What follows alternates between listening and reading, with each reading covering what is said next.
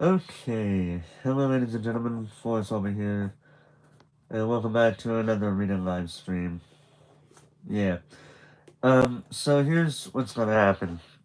So I am on a bit of a time rush, so I'm gonna try to read this book as fast as I possibly can, with, reading chat in between chapters, instead of in between each section like I usually do, so, yeah. I just want to get right straight into this. This is part 2 of my reading the Five Nights at Freddy's book. I did read up to I read the prologue and the first 2 chapters of the book, but it was because of how long it was taking me to read those chapters that I decided to just continue this at a later point, so here we are.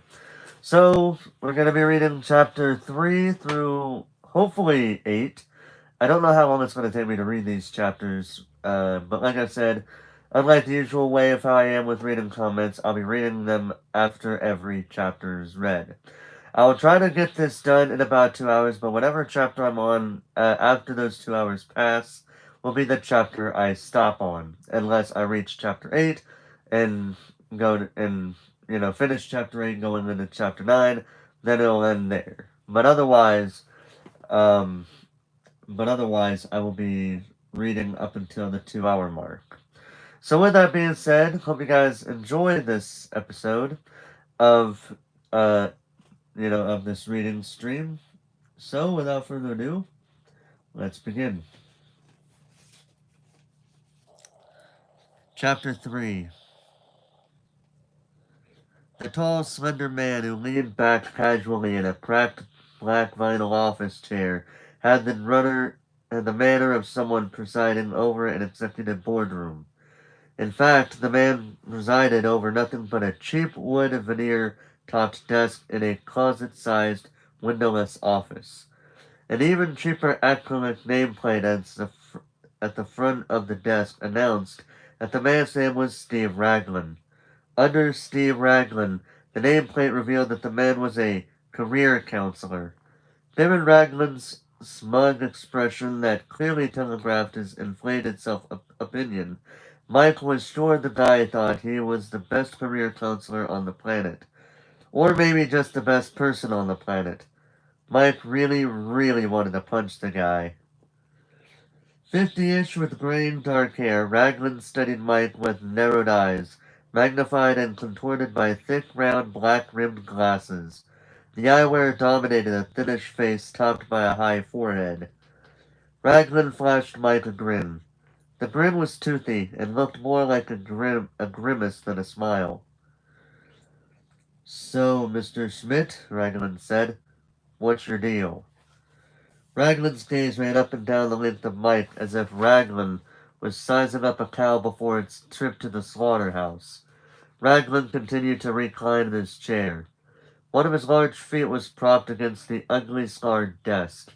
The foot waggled as if Raglan was keeping time with a tune that only he could hear.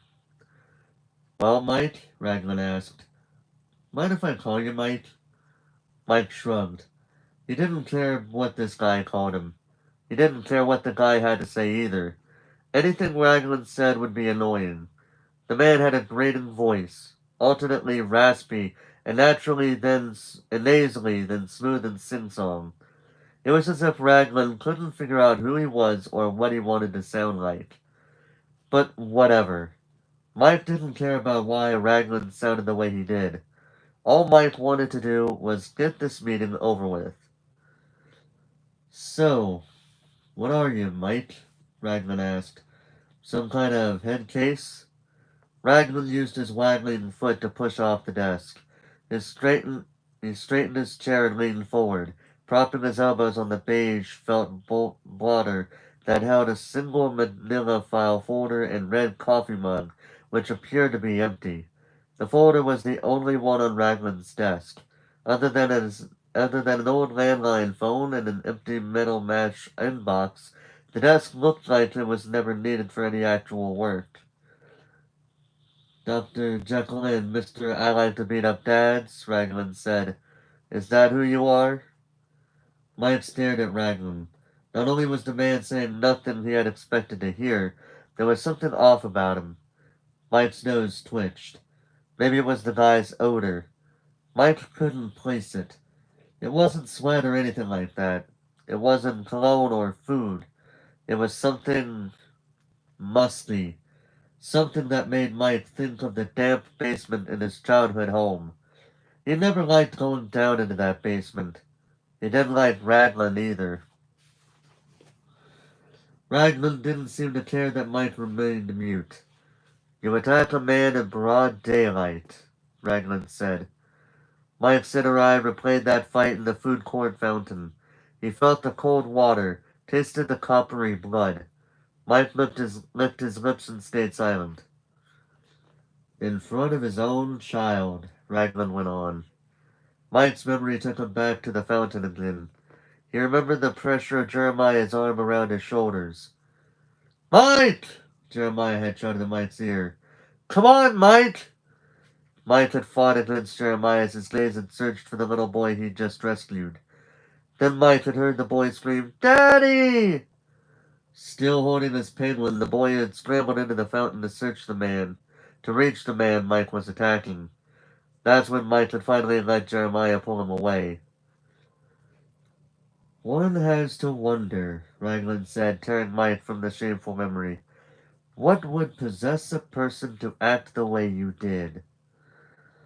Mike looked down at his hands, which were twisted together against his churning stomach. "It was a misunderstanding," Mike said softly. "I thought that, yes," Raglan interrupted as he opened the folder in front of him. There's a note here."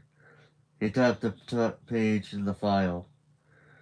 "Given your unique history, I understand how you could have made that mistake. But that's not the whole story of Mike Schmidt, is it?" Raglan flipped through a few pages of Mike's file. He paused and cleared his throat. Tapping the page, he read, "Tire Zone, Sales Associate, 2 months, employee terminated for cause, insubordination, Media World, custodial staff, 1 week, fired because of a..." Raglan leaned over the page and read even more slowly. "Generally unpleasant disposition." Raglan looked up. "Coffee?" "What?" Mike asked. The non sequitur caught him off guard. "Would you like some coffee?" Raglan asked. Mike couldn't process the request. How had they gone from a walk down in the memory lane of his failures to a friendly offer of coffee? All Mike could do was stare at Raglan. Raglan shrugged and pushed out of his chair.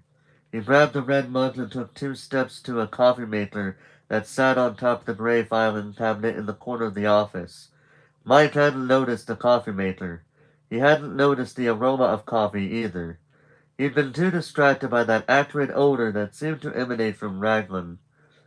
Mike shifted in his chair to look at Raglan's shoes.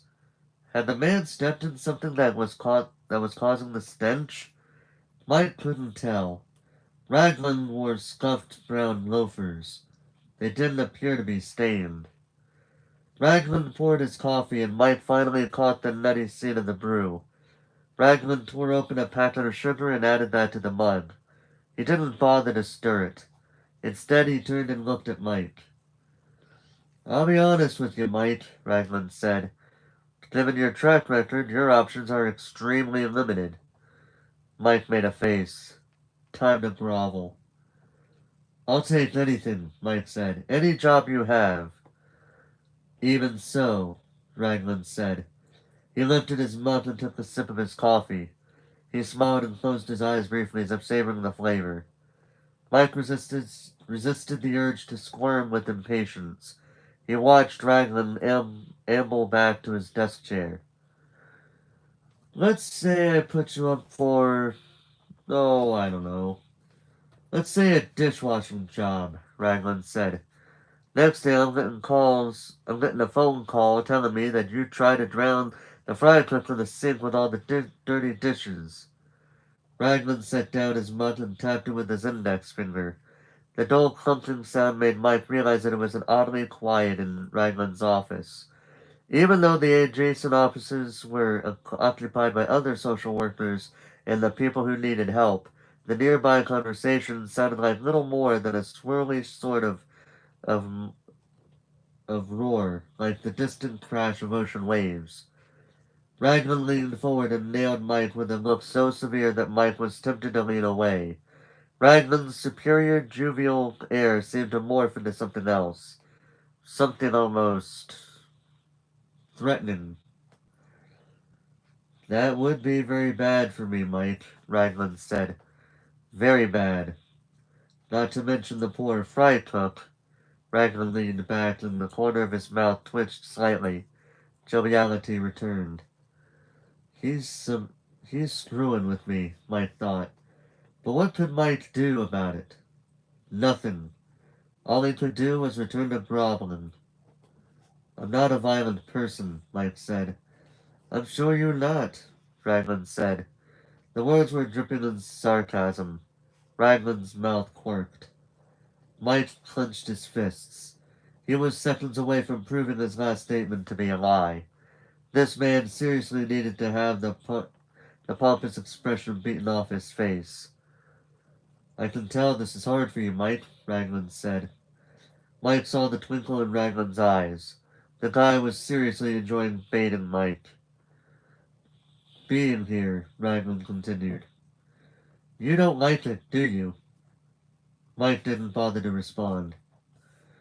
You strike me, Raglan went on, as someone who'd rather, I don't know, dig their own eye out with a spoon than ask for help. Mike stood up. You know what? Forget this. Mike started to turn away from Raglan's desk. I think I have something for you, Raglan said. Mike rotated his head back toward Raglan, but he remained standing. Come on, Raglan said. I like to make jokes. A little levity lightens the mood. Why don't you sit down? Mike crossed his arms and looked down at the idiot behind the tacky desk. You think you have something? Mike asked. Raglan tilted back in his chair.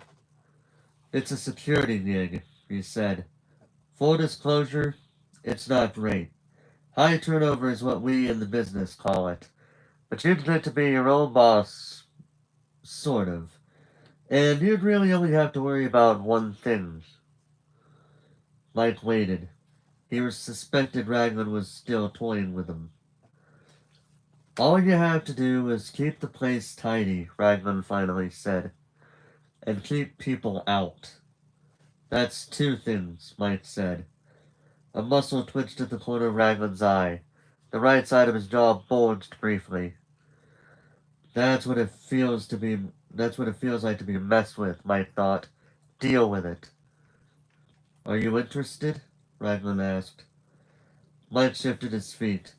He tentatively allowed himself to feel a little anticipation. How's the pay? Raglan snorted. What do you think? Not good. And the hours are worse. Mike's anticipation dissolved into disappointment. Bad hours meant nights. I can't do nights, Mike said. Raglan cocked his head. Sorry? I can't do nights, Mike repeated. Raglan picked up his mug and took a long, noisy slurp of coffee. Mike inhaled the smell of the coffee beans, but wrinkled his nose when he once again caught the strange stench that waffled from Raglan himself. Why can't you do nights? Raglan asked. Mike wasn't about to try to explain the situation to Raglan. It wasn't the man's business. It was personal. So Mike said nothing. Silence grew into such a commanding presence that it felt like a third person had stepped into the office. Raglan attempted to stare down at Mike. Mike held the man's gaze and didn't move a muscle. Raglan finally gave in. Shame, he said. Raglan reached out and pulled open the desk drawer in front of his lean stomach. He rummaged in the drawer.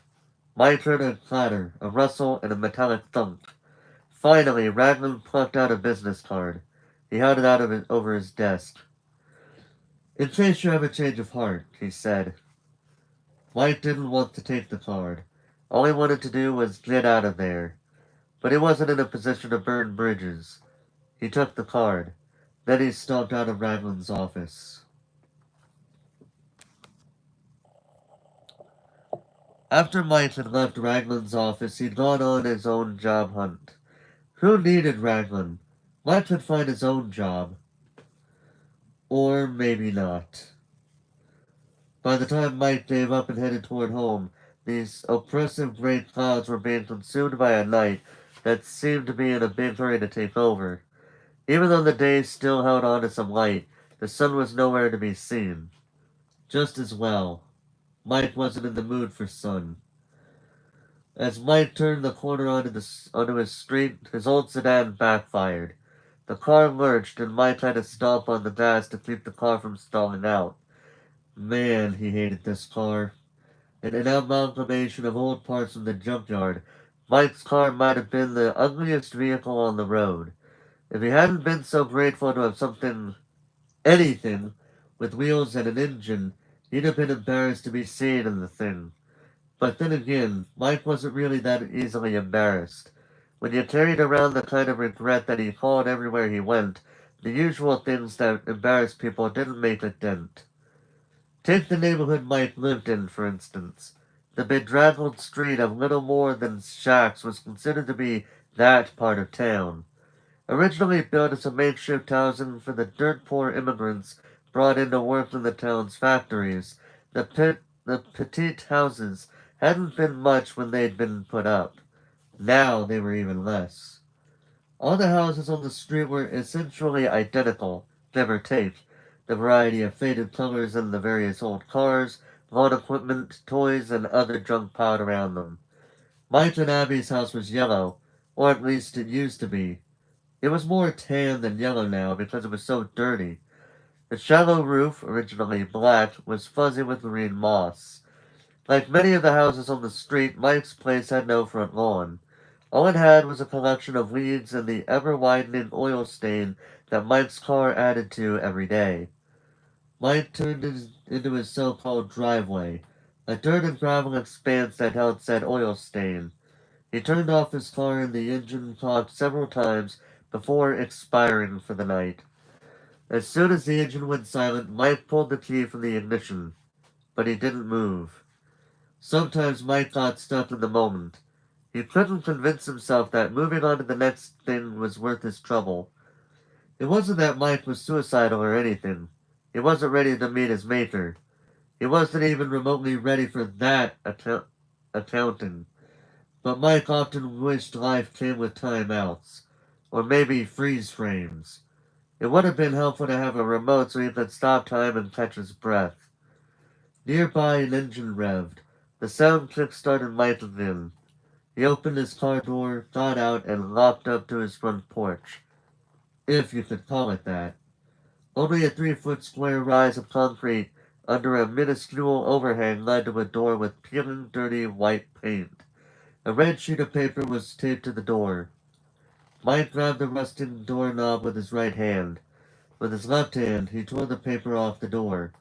He knew he didn't need to look at it, but he did anyway. It was like goggling at a car wreck. Sometimes it was impossible to turn away from foulness. The paper said exactly what Mike expected it to say.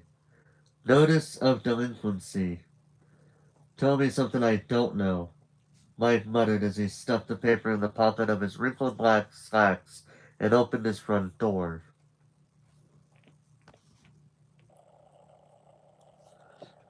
Maxine had heard Mike's car pull up in front of the house. How could she not? The beater needed a new muffler, among 100 other things. When the engine's thunderous sputter had gone silent, Maxine had waited to hear the car door slam. When it didn't, she knew that Mike's day hadn't gone well. If only Maxine could comfort him. Maxine snorted and turned up the sound on Mike's TV. The TV was an old analog set, one with truly crap reception. Continuous wiggles of static wormed across the screen, no matter what channel you were on. Maxine currently was watching QVC. She liked QVC. When Mike had teased Maxine about her addiction to the shopping channel, she'd pretended that his words hadn't bothered her at all. Maxine was good at pretending. Nonchalance was her go-to defense mechanism. When you wore a bored expression, moved languidly, and kept your words few and as apathetic as possible, no one knew what you were actually thinking or feeling. It made for good armor. Maxine could never be hurt because she pretended that she was hurt-proof. Or at least that's what she told herself. Maxine finally heard Mike's car door slam as her favorite hostess introduced the next product. A silver ring with an emerald-cut Cuban zirconia stone. The ring was one of the line of affordable jewelry designed by the other woman on the screen, an ex-actress who probably now made more money selling rings and bracelets and necklaces than she'd ever earned from her B-movie roles. Both the hostess and the ex-actress had big hair and fake tans, but Maxine didn't mind that. The superficial fakery was part of QVC's appeal for Maxine. She enjoyed watching others put on the same kind of don't look at me show that she did. Not every guy can afford a real diamond, the hostess said. So it's awesome that you created this line of Cuban zirconia engagement rings. Isn't it? The ex-actress responded ever so humbly. This particular ring is one of my favorites. Even though Maxine watched QVC obsessively, she didn't like all that much of what was the channel hawked. The ring on the screen, for instance, was gaudy in the extreme, and its price tag was laughably high. At only $79.99, the hostess said, this ring is a bargain. It's worth less than a wad of tinfoil. Oh wait, that's... Let's try that again. It's worth less than a wad of tinfoil, Maxine told the hostess on the screen. Light came through the front door, and Maxine quickly affected a bored, I don't give a crap about anything posture. Already reclining, she let her lids fall half closed, and she made sure her feet were drooping over the edge of the sofa's sagging mustard yellow cushions. She quickly arranged the black shirt she wore with faded jeans so it revealed just the right amount of cleavage. In her mind's eye, Maxine assessed the picture she made. A slender 5'5". Maxine was petite enough to look a lot more feminine and helpless than she was. Sometimes that annoyed her, but sometimes she liked to make it work for her. With large, wide-spaced eyes and high cheekbones, Maxine knew she was attractive enough. She had long, dark hair that was thick and shiny. Guys went for that. Or at least most guys did. The one time that Maxine cared about stepped into the shabby, stamp-sized living room. Maxine gave him a limp wave. Not a care in the world. Doesn't matter at all that you don't see me. Maxine had given a lot of thought to why Mike was immune to her charms. Ha! Charms. No, seriously, that's what it says. Ha! Charms. But hey, Maxine wasn't ugly, and she was only a few years younger than Mike. She wasn't dumb or obnoxious or anything. In fact, she was smarter than Mike. She was taking social sciences classes at the community college, and sometimes she even read a book for fun in between marathon sessions of QVC watching. Hey, Max, Mike said. Maxine tried to ignore the way her shoulders tightened when Mike used her nickname. She'd been trying to wean people off that name for years. She didn't want to be Max. She wanted to be Maxine. Not tomboy trailer trash. Sophisticated woman. But Maxine wasn't catching on. To everyone but herself, Maxine was Max. There's Stouffer's, Maxine told Mike. Should still be warm if you're hungry. Mike dropped onto the red vinyl seat of one of the chrome chairs next to the small tan formica-covered kitchen table. He looked toward the small gas stove tucked between an old squat fridge and the inadequate bit of counter that surrounded a dimly white porcelain sink. Maxine had left half of the microwave lasagna in the plastic pan on top of the stove. Did Abby eat? Mike asked. Maxine swung her legs off the sofa and raised an eyebrow at Mike. What do you think? Mike gave Maxine a half grin. Something about the grin got past Maxine's normal defenses. Her gaze landed on the ugly ring on the TV, and she sighed. Before she could think about what she was saying, she blurted, I wish someone would buy me a ring. Mike said nothing. Immediately mortified at her slip, Maxine stood up, switched off the TV, and picked up her jacket and an old black leather backpack from the end of the sofa. Keeping her face turned away from Mike, Maxine said, Abby's been in the room all evening. She's yakking away with those friends of hers. Maxine glanced at Mike in time to see him frown. She hurriedly went on. She's getting really good, by the way. At drawing? Mike grunted as he pulled a crumpled piece of red paper from his pocket. Maxine knew what that was. She was surprised he was reading it. Maxine crossed a few feet from the sofa to the kitchen table. She paused behind Mike and looked down at him. She liked being this close to him. He smelled really good, not sweet like cologne or anything. He smelled like a man, just clean and simple. Y'all should get a dog, Maxine said. A big mean one. Chain him outside. Mike looked up, the skin crumpled between his brows. Huh? Maxine pointed at the delinquency notice. We used to get those too, she said. Then we got Bonesy. Poof! No one notices. The furrows between Mike's brows deepened, but otherwise his expression didn't change. I'll keep that in mind, he said. Maxine shrugged. Miss Who Cares? She headed toward the front door. Just before she reached for the doorknob, she stopped and spun back to look at Mike. I almost forgot, she said. Your aunt called. Mike made a snorting sound. Something about lawyers and you'd be there tomorrow or else, Maxine went on. Mike dropped his head into his hands. Maxine stared at his long fingers and the thick hair between them. Her hand twitched, wanting so much to reach out and... Maxine got a grip on herself. She turned back toward the door. Well, see ya, she said as she opened it and stepped outside. She tried not to let it bother her that Mike didn't say goodbye.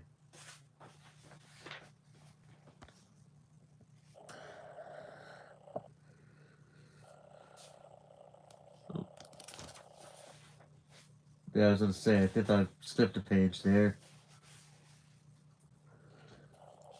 Chapter 4. Mike waited for the door to close. He listened to Max's footsteps tap across the concrete porch. As soon as he was sure she was gone, he clenched his fists and squeezed his eyes closed so hard that his entire body trembled. Mike clamped his mouth closed too. If he hadn't, he was sure he'd have screamed. A wail of despair and frustration and fury was churning in his chest, and it took everything he had not to let it come roaring out, leaping up his throat like a lion finally freed from a cage.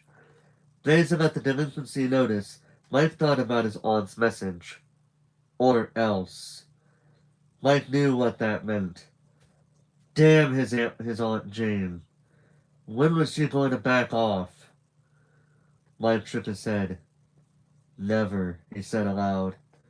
Taking a deep breath, he shoved aside thoughts of his aunt. Smelling the lasagna, he shoved aside thoughts of his aunt. Smelling the lasagna sauce and cheese, he thought about Ian, but the idea immediately brought a wave of nausea. Mike stood up and looked at the half-eaten pan of lasagna. It was cold and the cheese was starting to congeal. He was tempted to dump it in the trash, but maybe if he warmed it up, he could get Abby to eat. Not holding his breath, but figuring he should try to feed his sister, Mike put the lasagna in the little microwave next to the stove. He pressed a couple buttons and turned the head toward Abby's room. As Mike rotated, he saw the delinquency notice. His rage and frustration combusting, he grabbed it, balled it up, and flung it into the plastic bin under the kitchen sink. Then he took the bin, slammed the cabinet door, and looked up at the dirty white ceiling. 3 feet above Mike's head, A spider was scurrying up a long strand of webbing. The webbing was attached to a half-completed web that stretched from a grungy glass ceiling light into the corner of the room. Go, Mike said to the spider. He hoped the thing had better luck in getting his home in order than Mike was having. Hmm. Abby loved her Heidi tint, but she also loved her desk. Too bad she couldn't fit her desk inside her Heidi tent. Drawing was so much easier at her desk. Toying with the shoulder strap of her favorite red overalls, Abby looked at the array of colored pencils splayed out next to her drawing pad. Which green would be better for the big tree? Deciding, Abby picked up the darkest green pencil and began carefully sketching in the fluffy edges of a tall pine tree's branches. The squat orange metal lamp that sat on her desk shone down on the tree like sunshine, making the yellow sun Abby had already drawn above the tree even brighter looking. The golden warmth of the desk lamp, made Abby's animally friends and the black-haired man and black-haired little girl under the tree look even happier than Abby wanted them to look.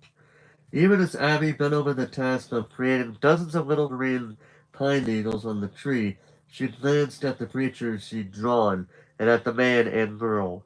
She'd meant for it to look like they were all playing Ring Around the Rosie, and she wasn't sure she'd pulled that off, but the big curved smiles she'd put on their faces made it clear they were playing and having a good time. For a second, Abby's pencil stopped moving in her feelings as her feelings pushed past her concentration on the drawing. If only the drawing would come true. Abby wished Mike would play with her sometimes.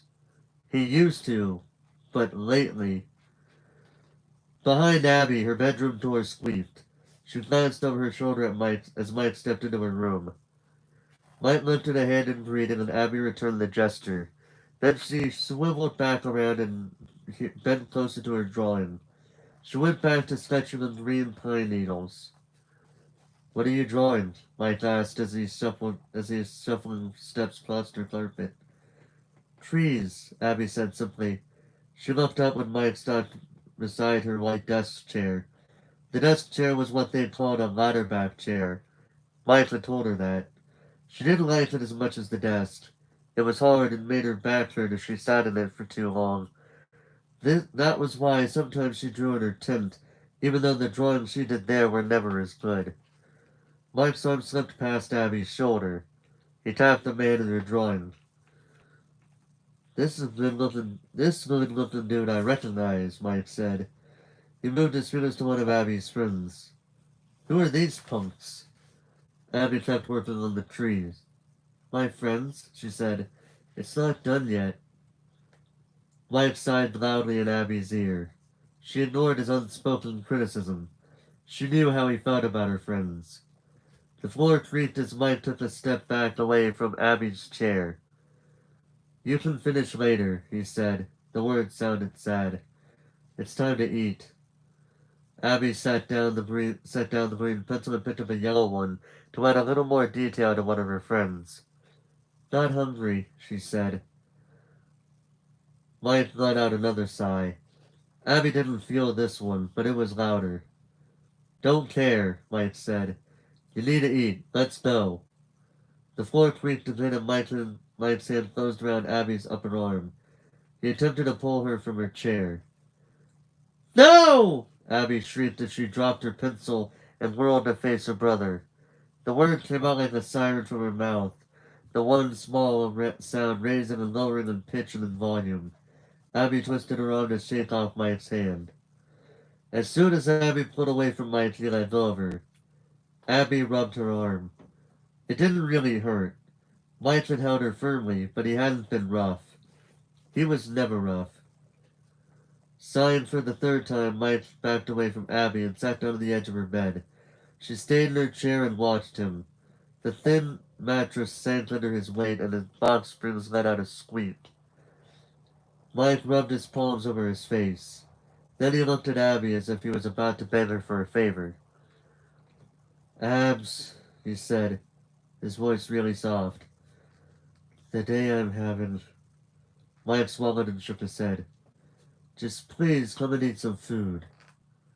Please. Abby looked at her brother. She thought he looked pale, and the little lines at the outside corners of his eyes were bunched up together than usual. She shifted her gaze to the mattress. You're sitting on my friend, Abby said. Mark snorted and stood. You know what? Do whatever the hell you want. I don't care. Mike started stomping him toward the door, but then he stopped. He spoke again, with his back to Abby. But you should know what happens to little kids who don't eat their dinners. Mike rotated toward Abby in super slow motion. He squinted at Abby and scrunched his face into what Abby thought was supposed to be a mean look, like he was trying to be one of the bad guys in a cartoon. Abby didn't feel like playing along with Mike's stupid game, so she stayed silent. She looked at him, careful to keep her face totally blank. When kids don't eat, Mike said, leaning forward, their bodies stay the same size forever! Abby shrugged and rolled her eyes. Mike waggled a finger at her. And that means that they die without ever getting a ride. The adult rides at the amusement park. Abby almost smiled at that one. But Mike didn't deserve a smile. Abby looked away from Mike, back to the now empty bed. She studied the spot where Mike had sat. My friend says you're an idiot, Abby told Mike, glancing toward him again. Mike's face went rigid. A vein at the edge of his forehead got bigger. It looked like it was hopping up and down under his skin. Abby thought she could hear his teeth grinding as he turned around and headed toward her door. Just shy of the door, Mike stopped. He looked back at Abby. At least I'm real, he said. His voice was hard and unfriendly. Mike strode out of the room and slammed the door behind him. The kablam took a couple seconds to fade out. The yucky feeling Mike left behind lingered for longer than that. Abby looked over at the bed. He doesn't mean it, she said quietly. He has stress. From beyond the door, Mike's bellow was muffled and distant. No, I don't, he shouted. Well, hold on, if it's behind the door, then it'd be like, no, I don't. There you go.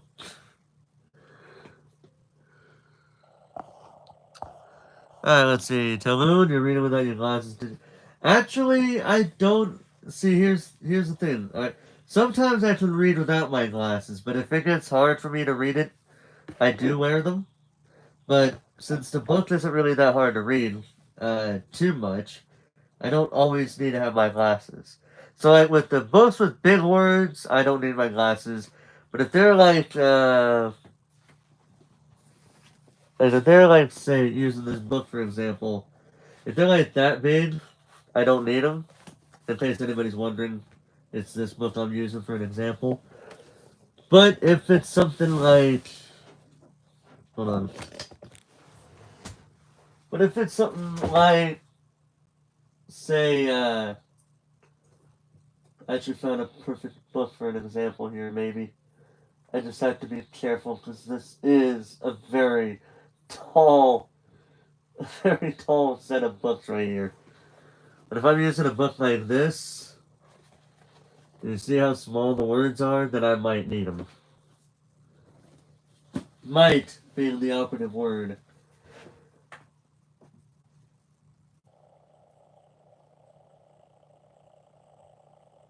There we go.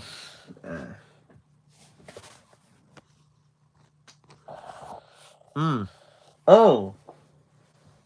Hold up a second. Real quick.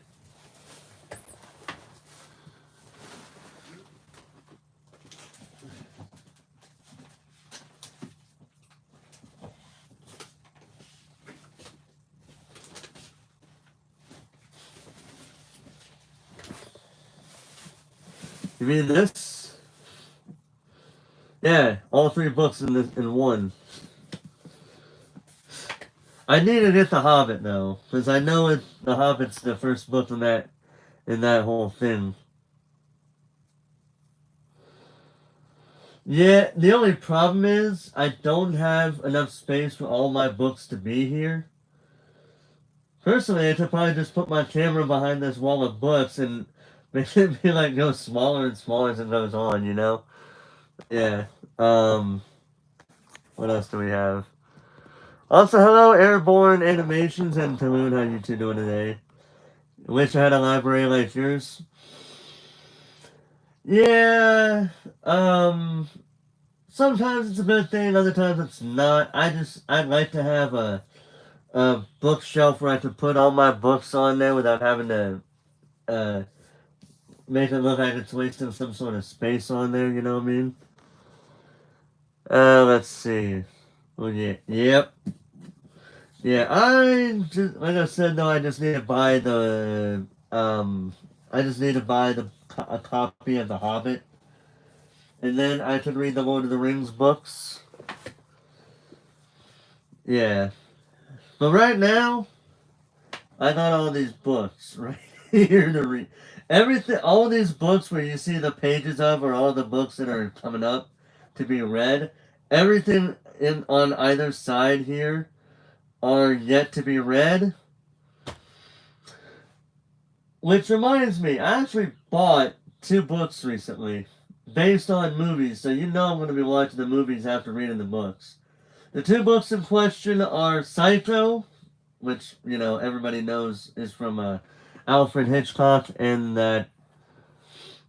Oh, dude, I intend to read just about every one of these books. I actually do intend to read every single one of these books, even those that are by authors that I currently do not give a damn about anymore. Because, dude, like let's say for an example, Harry Potter. I may not like J.K. Rowling for some of the things she said, but I'm a fan of the Harry Potter books, and nothing's gonna stop me from reading them. Yeah, yeah, yeah.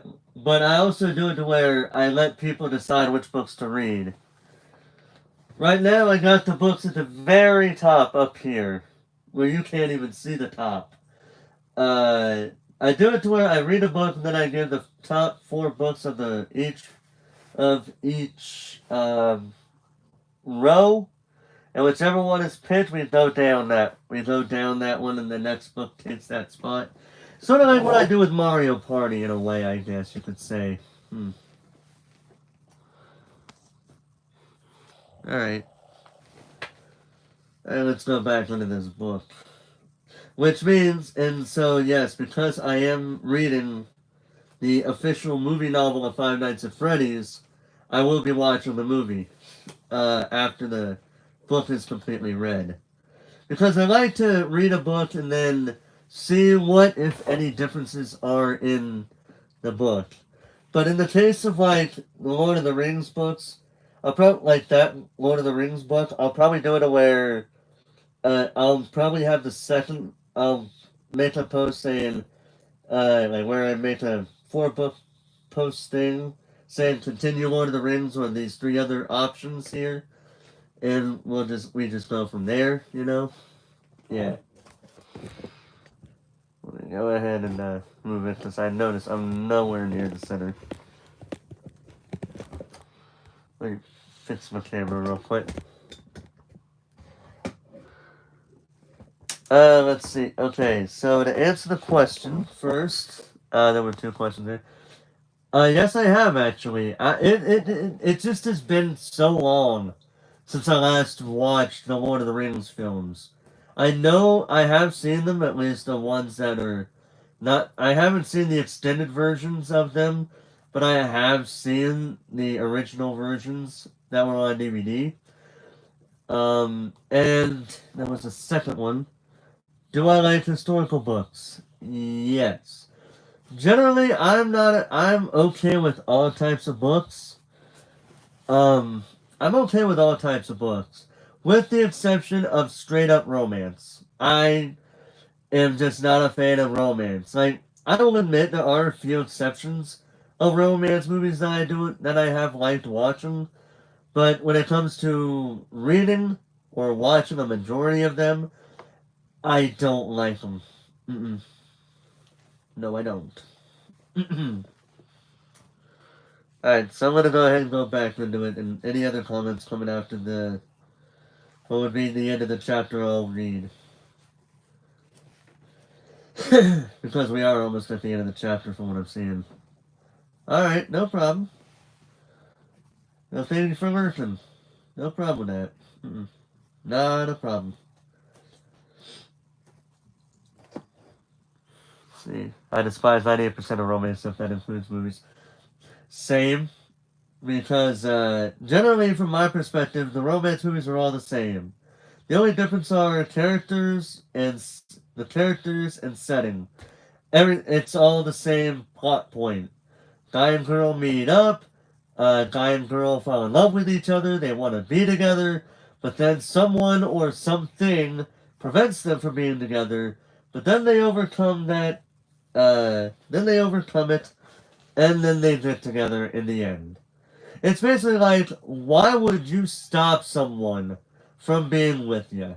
Just be together. You're wasting a whole hour of the movie for this one thing where they could easily be like, they could easily just be like, well, we don't give a shit. We're getting together whether you like it or not. And if people don't like it, well, that's tough on them. You know what I mean?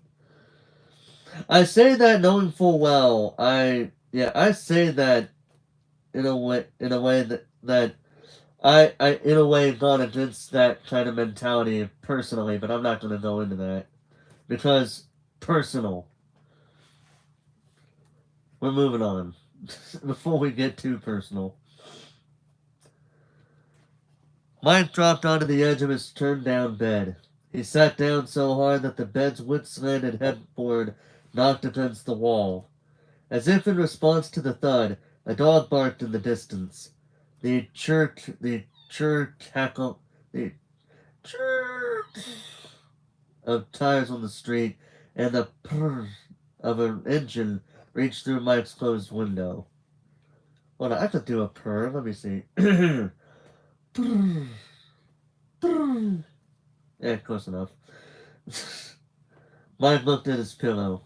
All he wanted to do was flop down and put his face in it, make it like a human ostrich, and block out the day.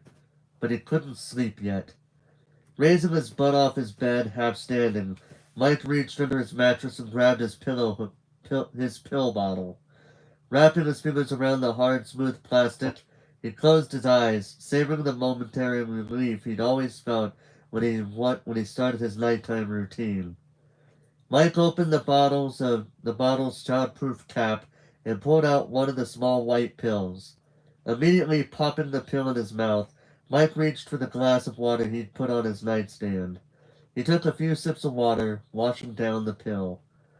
Finally, Mike could put this day behind him. Leaning forward, Mike pushed play on the cassette player. Immediately, his bedroom was filled with peaceful forest sounds.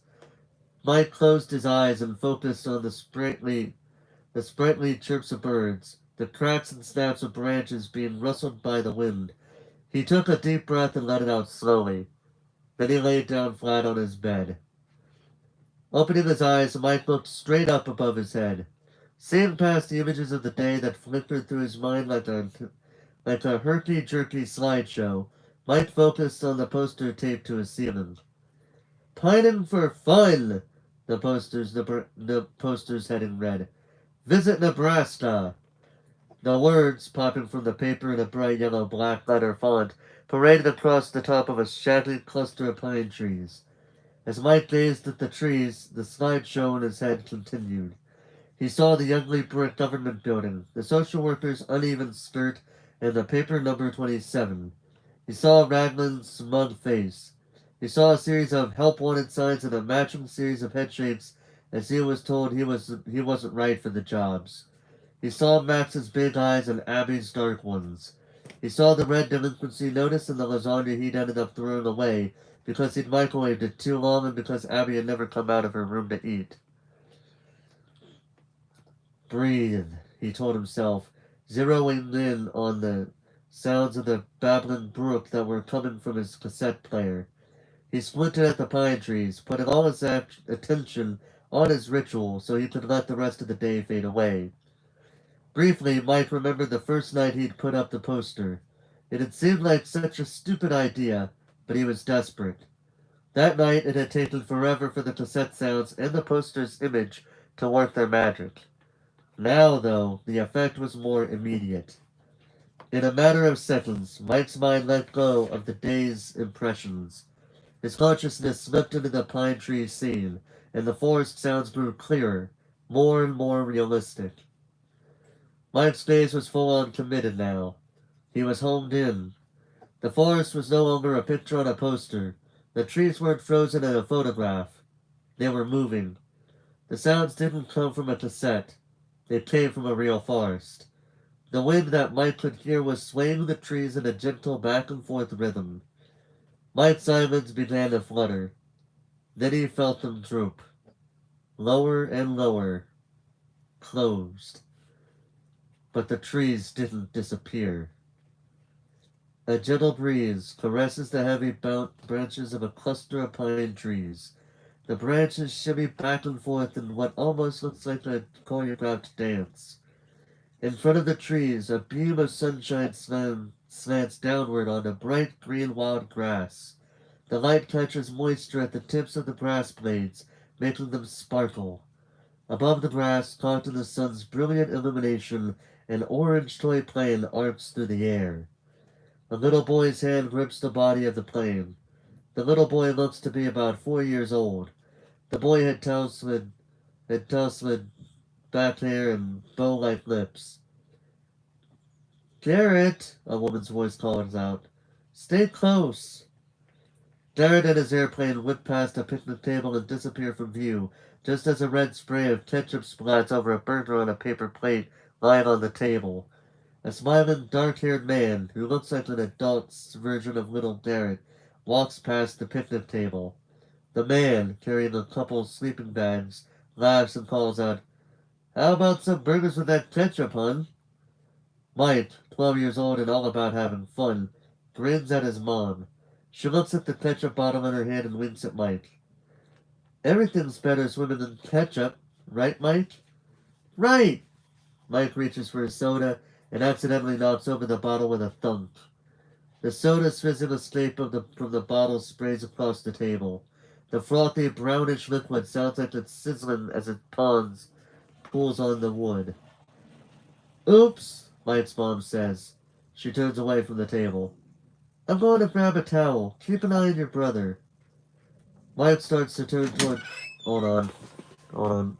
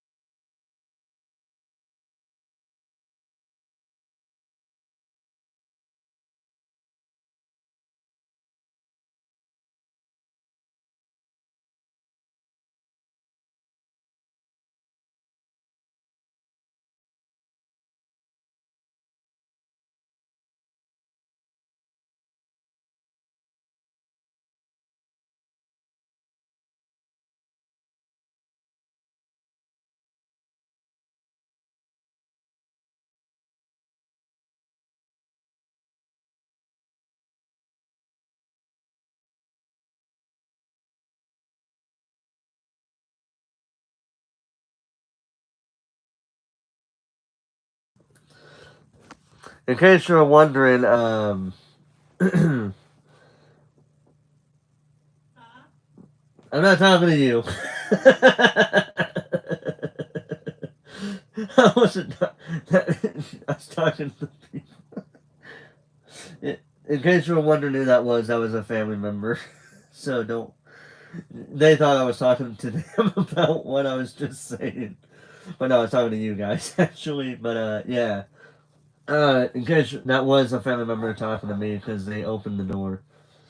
Where can you find this? If you're talking about the book, you could find this on Amazon, and if you're lucky, I guess you could say if you're lucky, Walmart, because that's where the two places I found this at. As a matter of fact, I think I paid, I think it was like it was on sale for like $7.50, not including tax, at one point, so I don't know how much it is now on Amazon, but I got it when it was on sale for that. But yeah. Yeah, that's where I found it. But I bought it on Amazon, not Walmart, because Walmart was a little too expensive for my taste. Well, I say for my taste, but I mean my money. But you know what I mean. Mike starts to turn toward Garrett, but as he does, the edge of a frisbee nearly grazes Mike's cheek as it whizzes past. Mike instinctively jumps up and jogs away from the picnic table to retrieve the bright blue disc, which has landed at the edge of his family's campsite.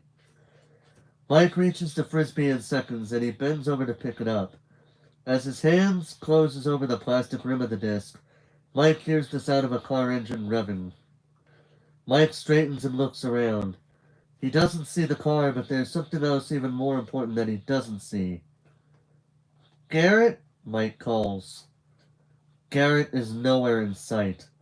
Frisbee dangling from his hand, Mike starts walking toward the far side of the campsite. His pace is casual at first. Then his brother's continued absence fills him with urgency. Mike starts trotting toward the trees that line the little road that leads to the site. Garrett! Mike calls again. Mike hears the crackling, pinging sound of tires turning over gravel. Through the trees he sees the hulking shape of a black car as it peels away from the campground. Mike breaks into a full-out run. Garrett! Mike's shout is shrill and piercing. Mike is in the trees now. The long pine needles poke at his face. The branches slap at him. It feels like they're trying to grab him. Fallen twigs and pine cones crackle under Mike's feet. His nostrils are filled with sharp smell of pine resin and the moist scent of the ground's soft soil. Mike bursts out of the trees just in time to see the black car pick up speed. The car is at least 50 feet past Mike. It's zooming away. Mike, panting hard, looks toward the back of the car. His heart feels like it's being twisted in his chest as he looks at the car's rear window. Garrett! Mike gasps. Garrett's pale, wide-eyed face looks back at Mike through the window. Clutching his orange airplane, Garrett puts a hand to the glass. Garrett's eyes are filled with tears. His mouth is wide open, calling out. Mike opens his mouth too. He starts to let out a scream. The, the, the, the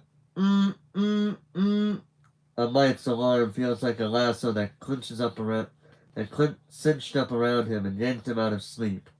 Pulling a face, Mike reached for his alarm. Today his paw managed to find the top of the alarm. As soon as the beeping stopped, Mike smoothly went through his morning routine. Cassette player off. Rewind.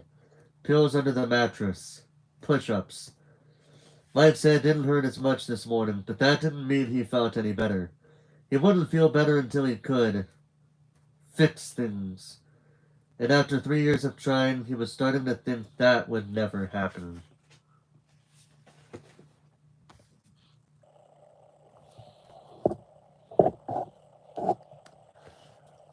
Chapter 5. Watching a trio of little boys roll down a grassy hill, their high-pitched whoops, tumbling together with their laughter, Mike let himself bask, for a few seconds, in the kids' glee. The boys were a blur of motion, curly hair, a red tennis shoe, slitty white arms, plump-faced grins, a triumphant fist. The boys appeared to be racing, but their race devolved into a wrestling tumbling match. I'm pretty sure, I don't know if it's going to be the kind of WWE type of stuff. And I'm not saying AEW because that shit's a lot more violent than anything WWE does nowadays. I'm just saying. Well, most of the things that WWE does nowadays, I should say, but still. When they reached the bottom of the hill, they shot to their feet and raised triumphant fists. They all seemed to think they had won. What would it be like to be so carefree? Mike asked himself. Thinking about his dream, he reminded himself that he had a micro taste of that kind of devil-may-care fun attitude every night. He almost wished he didn't, though, when that feeling was stolen from him over and over and over again, as his dream repeated night after night. The loss was made more profound by that memory of what fun felt like. The boys ran back up the hill, and Mike watched them start another tumbling ground. Then he broadened his gaze to take in the Child Development Center at the top of the hill. In contrast to the government building Mike had been in the day before, the development center was a sleek, modern white flow of long glass-filled walls under a gleaming metal roof. Surrounded by nature, the expanses of grass as well as expertly landscaped displays of flowering bushes and tall trees, the center was not even in the same universe as the ugly brick building that housed social services. Even the sky was prettier here, or so it seemed. Yesterday's suffocative gray sky was gone. Today's sky was cyan blue, and it was filled with playful white clouds, all puffy and soft-edged and rolling through the sky, and not unlike the boys rolling down the hill. The sun was playing peekaboo with the clouds. Its brilliance nipped in and out as it peeked from behind the white sky's suns, and then dipped back behind them again. The little boys weren't the only kids having fun on the grassy hills outside the center and on the playground equipment in a sandy, circular area near the edge of the grass. 20+ kids were running around or pumping themselves higher and higher on the swings, or climbing on the monkey bars or teeter-tottering with a friend. The kids ranged in age from about 6 to 15. The older kids weren't playing.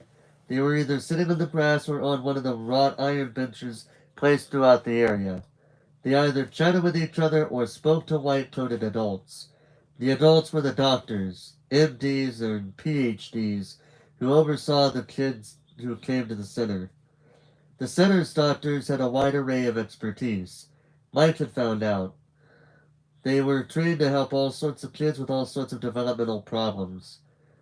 Leaning against the chain-link fence at the outer edge of the center's sprawling property, Mike vaguely wondered how his life might have turned out differently if he had a place like this to come to when he was 12. Grief was a developmental problem, wasn't it? Loss and guilt could stunt growth every bit as much as the kind of psychological problems they treated here.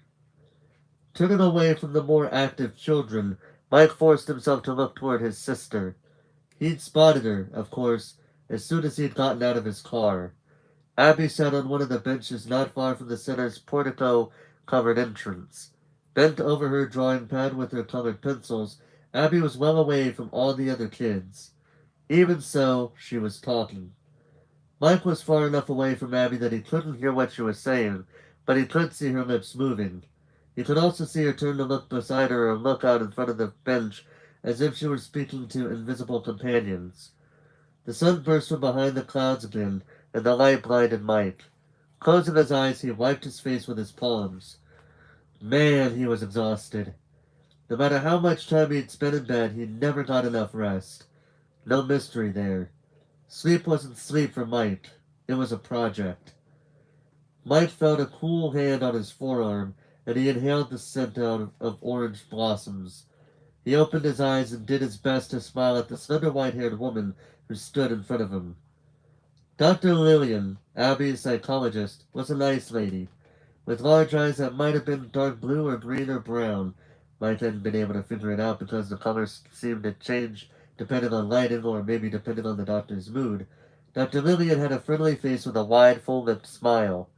Tall and graceful, Dr. Lillian wore her hair in a shabby chin-length cut, and her clothes were as casual as her hair. She usually had on loose, light-colored yoga pants and pastel-colored tunic shirts. She didn't wear a lab coat. "They're here," Dr. Lillian said. "Are you ready?" Lansweep's smile disappeared entirely. "Not really." Dr. Lillian patted his arms, but she didn't speak. Excuse me. Mike was sure she wanted to help, but there were some things she couldn't do. "Let's get this over with," Mike said. "Hello, Lacey, Ure, hope I pronounced that correctly, and Riding Voltage. How are you two doing tonight? Well, today, I should say. I'm usually doing these reading streams at night, but since it is in the middle of the day, how are you guys doing today? There we go.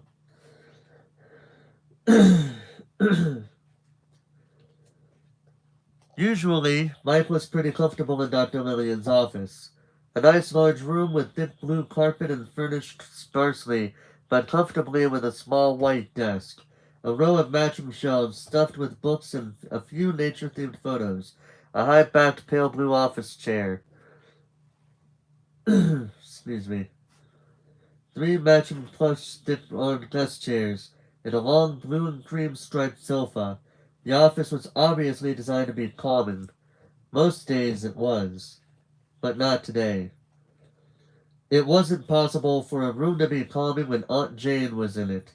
Her presence was calm's kryptonite. At just 5'4", Jane Schmidt wasn't an imposing woman. Her petite appearance was helped along by the pastel pantsuits she nearly always wore. Today's suit was a very pale green. When Jane stood still, and if you didn't know her, she could look insubstantial, even inconsequential. With short, dirty blonde hair that Mike was pretty sure she died now, she was, after all, in her 50s, Jane had a pale, freckled complexion, ordinary brown eyes, and a narrow face shaped like an upside-down egg. In the abstract, she might have been pretty, if not for her personality. "Just look at him!" Mike's aunt angrily shouted. She waved her arms wildly. Combined with her exaggerated facial expressions, the flapping arms made him look unhinged. And she thought he had problems. Well, he did have problems, but that wasn't the point. Dr. Lillian's desk chairs were arranged in front of her desk, spaced about 2 feet apart. 2 feet wasn't nearly enough space. Mike, sitting at Aunt Jane's left, had to lean back when she threw her arms out. On the other side of Aunt Jane, her lawyer towered in the other desk chair. He was sitting so he was canted back and away from his client. Clearly, he didn't want to be close to her any more than Mike did. Dr. Lillian, safety behind her desk, was the only person sitting straight. She was also the only person in the room who seemed to be benefiting from her calm decor. "What is it, 10 o'clock in the morning?" Jane continued with her tirade. "And he could barely keep his eyes open." "Well, I'm sorry, ma'am, but not everybody is a morning person. Shut up." I'm not a morning person myself, really. So that's some moot point. Mike, who was aware his eyes were half closed, resisted the urge to shut them entirely. As tired as he was, his eyes weren't drooping because of that. He had them partially shut to try to dampen the impact of his aunt's tantrum. This was a trick he'd learned many years before. Aunt Jane was wound up for a very specific reason today. She had an agenda, but it wouldn't have mattered if she didn't have one. She was just a high-strung woman. Petty, loud, and judgmental. Jane was the reason Mike had learned the word narcissistic when he was a boy. It was the word his mother had always used to describe her sister-in-law. Nowadays, we call them Karens. Jane whipped her arms through the air again. Mike pulled back like a turtle shrinking into a shell. If only he had a shell to shrink back into. "This degenerate," Jane continued, "is being entrusted with the well-being of a mentally ill child." Mike involuntarily brought a hand up to cover his right ear. Jane's high pitch, which would have done an operatic soprano proud, was literally hurting his eardrums. Cocking his head, Mike looked behind Jane to see if the lawyer, just call me Doug, I'm not much on formalities, was having the same problem, but he couldn't tell. Doug, a large man whose body was freakishly similar in shape to a melted ice cream cone, gave no indication that he was hearing or seeing anything. The only reason Mike could tell Doug was alive was that Doug's chest heaved visibly with the effort to breathe, and he made a faint whistling sound each time he exhaled. Studying Doug, Mike had a hard time understanding how the man had become a lawyer, or how he kept a practice going. He looked like he was on the verge of going into a coma. Jan might have been making a big deal about Mike's droopy eyes, but what about a lawyer's slack lids? Heck, his whole face was slack, round and jowly, Doug's cheeks pressed up against a fleshy nose and squeezed a too small mouth. His tiny eyes were gray and dull-looking. They matched his suit, which was the color of the previous day's clouds. The suit was baggy and wrinkled. Mike shifted his attention away from Doug and returned it to his aunt, who was still ranting. He turned back in, just for kicks. Who cares if the mentally ill should have at least a hint of net maturity? Jane pointed at Mike's jeans and t-shirt. Do you see maturity in him? Jane put her fists on her hips and glared at Dr. Lillian. Dr. Lillian ignored the question. As I've made clear many times, Dr. Lillian said, Abby is not mentally ill. Aunt Jane made a sound that was half a snort and half raspberry. Oh, right, she said. Of course not. Because it's perfectly normal to sit around by yourself, drawing pictures and talking to magical creatures who don't exist. Jane wound herself up even tighter. That child is a train wreck, she shouted. She's light years behind where she should be at this age, and it's only going to get worse. By the time Jane got to the end of the sentence, her face was bright red, and her voice was cracking. How about we all take a slow breath, Dr. Lillian said, so we can calm down. The we wasn't a we at all. Dr. Lillian was calm. Doug was so calm he was practically unconscious. Mike was tense, but he was calm enough. Jane was the one who... Don't you dare tell me to calm down, Jane shrilled. She pointed a finger at Dr. Lillian. You're her doctor, but you're trying to make me feel like I'm the cuckoo one here. There was no trying, Mike thought. Jane was the cuckoo one in the room. And what he did to that poor man, Jane said. The volume of her words dropped startlingly, and her tone changed to what Mike thought was supposedly to be sympathetic. Mike watched Jane's lower lip quiver. He suppressed a smile when he saw Jane squinch up her eyes like she was trying to squeeze out a tear. Jane waved a hand like a southern belle attempting to stave off an attack of the vapors. I'm sorry, she said breathily. I just... Jane dug a tissue out of a large cream-colored purse. She blew her nose loudly. Mike glanced over at Dr. Lillian. She met his gaze and gave him a sympathetic look. Real sympathy. Not the fake crap that Jane was attempting to sell to the room. Jane blew her nose again. Mike, Dr. Lillian, and Doug sat silently. This was a one-woman play. All they could do was wait for her to get her next line. Jane finished nose blowing. She dropped her dirty tissue on the floor. Mike looked at it and felt his lip curl. He really hated his aunt. Now look, Jane said. Mike wasn't sure who she was talking to. Him? Dr. Lillian? Obviously not Doug. I tried to play nice, Jane went on. I really did. She clasped her hands together and pasted a nicely nice smile on her face. Mike managed not to puke. But I have to think about Abby now, Jane said. She arranged her features into an expression that Mike thought was supposed to be regret. It looked more like constipation. Enough is enough, Jane said. Finally, something Mike could agree with. He'd had more than enough of this meeting. No one said anything. Jane looked at Mike. Then she turned toward Doug. Doug still looked like he needed a ventilator. Mike wasn't sure Doug had heard a word Jane had said. Doug, Jane said. Doug didn't move. Jane leaned over and poked Doug in the ribs, hard. Doug! She shouted. Doug jerked, coughed, and blinked several times. He looked around as if to remind himself of where he was. Once oriented, he cleared his throat and picked up the briefcase that sat next to his small feet. The feet were tucked into expensive black shoes.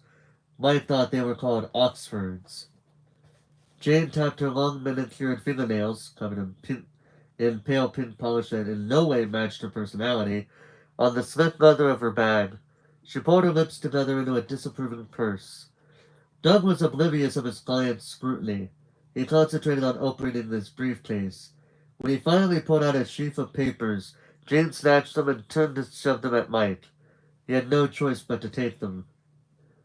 Glancing down, Mike's stomach shriveled. They were custody papers. In your heart, Jane said, you know this is the right thing to do. Mike didn't know that at all, in his heart or any other part of his body. I hope you'll sign, Jane said. Mike lifted his head. And if I don't? Jane waved a hand toward Doug. Then my lawyer and I will take you to court, where any judge with an ounce of sanity will make sure you never see your sister again. Dr. Lillian cleared her throat and began. That's... Jane shot up from her chair and held the flat of her palm toward Dr. Lillian like a traffic cop. That's it, Jane said. We're done here. Jane took a step toward Doug and whacked him on the shoulder. Like an obedient, if abused dog, he closed his briefcase and stood. You know, when you think about it, it's really sad when you're compared to a dog. An obedient, if not abused, dog. It's really sad when that happens to a character. You know? Dr. Lillian stood too. What about Abby? She asked Jane. Have you considered what she may want? Jane slowly turned toward Dr. Lillian. Pulling in her chin and drawing her eyebrows together, Jane tipped her head to one side as if she was studying something in a circus freak show.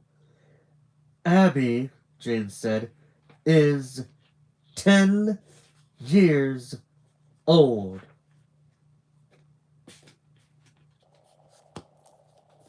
We're not done with the book yet, but I just want to point something out. Does it really fucking matter how old she is?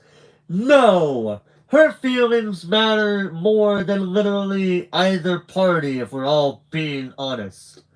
You know, that's the thing I think they should do in custody battles. I think, like, there's this one movie, I think it was titled Sophie's Choice, where it was about a sister, the oldest sister and her mother were in a custody battle for the kids. And pretty much, the case ended with the judge bringing in the kids and asked them, one by one, who would they want to stay with. And unanimously, they all picked the older sibling. And I think every single custody battle should just have that. Literally, that's an open and shut case, really, when you do that. All you should be doing is, okay, well, we got this party's side, we got this party's side. Let's bring in the kids let's bring in the kid or kids and ask them, which of these two would you rather live with? And then just end it at that. That's literally all you need to do. It's not that fucking complicated. At all. I'm just saying. Hello, Sun Jingbu. How you doing tonight? Or today. I keep saying tonight because like I said earlier, I usually do these during the nighttime, but I'm doing this in the daytime.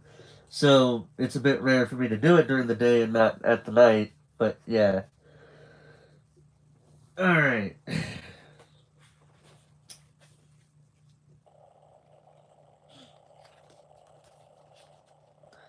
In contrast to the serene oasis of Dr. Lillian's office, The development center's hallways were a chaos of color and light.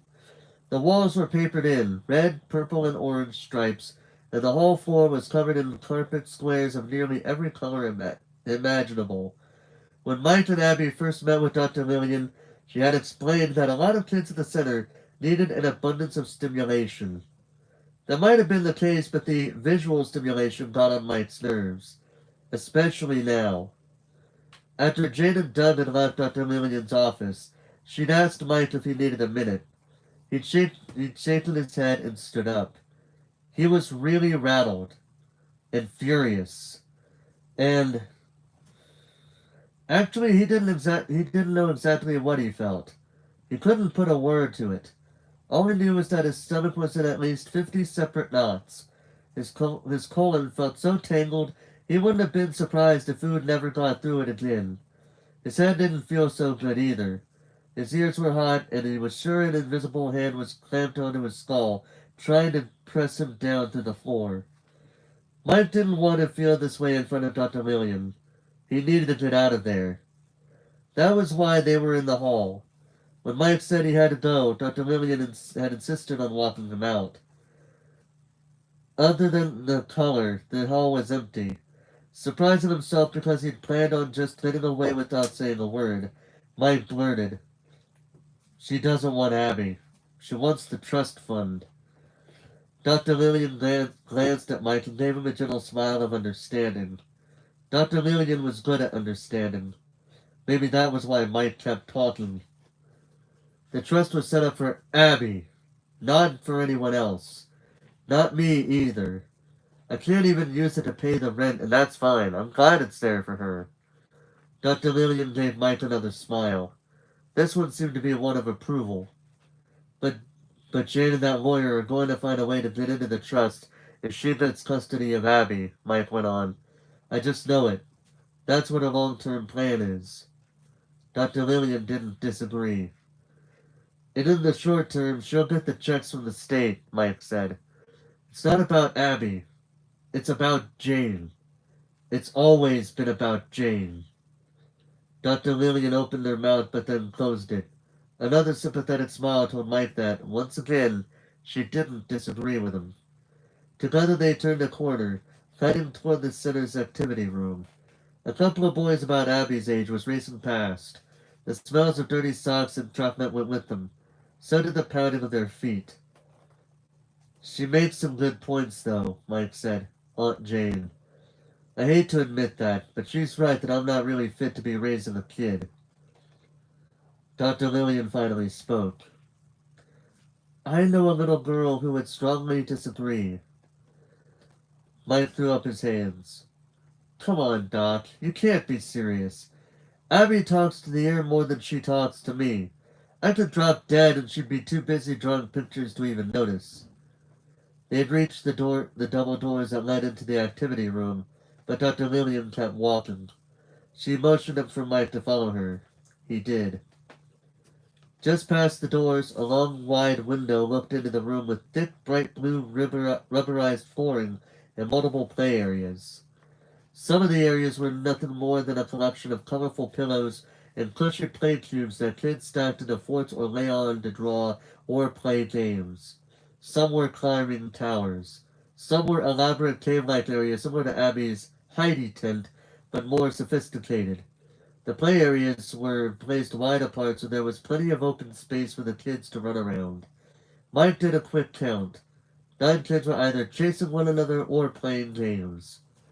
There were also several little tables dotting the room. The only one currently occupied was the one on the far side of the room. That was where Abby sat, by herself. Mike gestured toward his sister. See what I mean? Dr. Lillian watched Abby as she spoke. You know, pictures hold tremendous power for children. Dr. Lillian shifted to face Mike. You heard the expression, seeing is believing? Mike frowned and shrugged. Sure. What was the doctor getting at? Dr. Lillian crossed her arms and leaned back against the glass. Before we learn to speak, images are the most important tool we have for understanding the world around us. What's real? What matters to us most? These are things children learn to communicate about almost exclusively through pictures. Dr. Lillian paused and Mike nodded. Okay, he said. He still didn't see her point. Dr. Lillian cocked her head and thought for a second. Then she tried again. See, kids aren't all that good at consciously accessing what they feel. Their artwork is sort of like their subconscious. So you're saying Abby's drawings are actually mean something? Mike asked when the light bulb finally came on. Dr. Lillian nodded several times. Without question. Mike chewed on that for a second. Dr. Lillian put a hand on his shoulder. So let me ask you this. Who's featured prominently in 9 out of 10 of Abby's drawings? Mike didn't speak, but he knew the answer to Dr. Lillian's question. Mike was in most of Abby's drawings. Dr. Lillian squeezed Mike's shoulder. I can see you get it, she laughed. Like it or not, you're her world. Dr. Lillian chuckled. You might not believe you're the man for the job, but your sister certainly does. Mike stared at Dr. Lillian for a few seconds. Then he shifted his attention back to Abby. Could it be true? Was he really the best thing for Abby? For a second, Mike felt his shoulders lift. His stomach started to unknot. But then the inner snarls kinked up again. His shoulders slumped. Even if he was good for Abby, how could he take care of her if he couldn't earn enough to support them? And how could he give her what she needed when he couldn't even give himself what he needed? And then there was Aunt Jane. How could he stop her from getting custody? These and a dozen other questions swirled through Mike's mind. What if it's not up to me? Mike asked, voicing one of the questions aloud. My aunt's an idiot, but she's right. No judge in the world is going to take my side. Dr. Lillian shook her head. Don't be so quick to throw in the towel, she said. You're Abby's primary caregiver. Have been for some time. And you're her immediate family. Demonstrate even a modicum of stability, and a judge might surprise you. Is that true? Mike wondered. Did he have a chance? Dr. Lillian tilted her head. Have you found a job yet? She asked. Mike didn't answer the question, but his face must have done it for him. Even a second of thinking about his job hunting failures probably made him look like he'd just sucked a lemon. Dr. Lillian patted Mike on the back. That would be a good place to start, she said. Doing good. Hope you're doing well. I am doing pretty good, Sanjin Liu. Thank you for asking.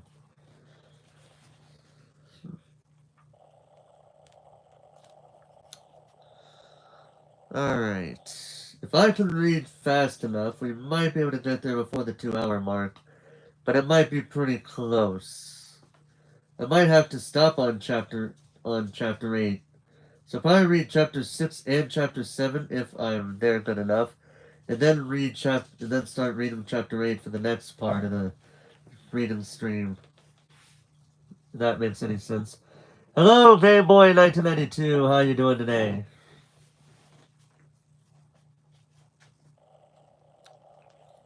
Chapter 6. Mike sat at his kitchen table. Oh my, what happened to your... I'm not gonna get offended. Could have asked that question a lot better, but I'm not gonna get offended, because I'm not easily offended like so many other people in the world. But to answer the question, I was born this way, with what is known as golden heart syndrome. I do not know the full specifics of this pre-birth thing. Yeah, I know. I was just saying. But yeah, I was born with what's known as golden heart syndrome. If you want to look it up, it's golden HAR syndrome. That's how you spell it. If you wish to look it up and learn more about it. Trust me, man. I've been asked this question God knows how many times. Um, well, the closest thing they could do, well, they did give me like a glass eye for this side, but it kept getting more and more uncomfortable for me, so I just stopped using a prosthetic eye. And they could give me a prosthetic ear, but I'm not really for. I personally would rather just preserve what I look like than try to change it. That's just how I am.